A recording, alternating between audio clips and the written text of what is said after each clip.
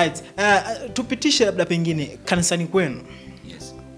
Skendo gani liibuka ulipokuwa unaimba kwaya na itokea skendo fulani ambazo za mshikaji zilikufanya ukajisikia kumbe kanisani maumivu yapo?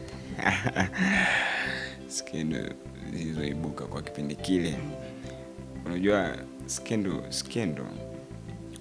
ni yani ukichagua skendo utapata skendo.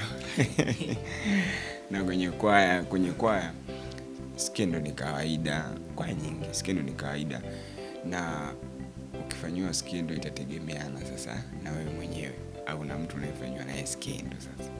Ila kwa mimi kwa pale kanisani kwetu kwenye kwaya skendo sikuwahi kuwa nayo. Yeah. Labda ya kucheza sana ni kwa kwenye kwaya mimi ndo nilikuwa nacheza mno kiasi kwamba hadi wasema wewe unacheza kidunia sasa.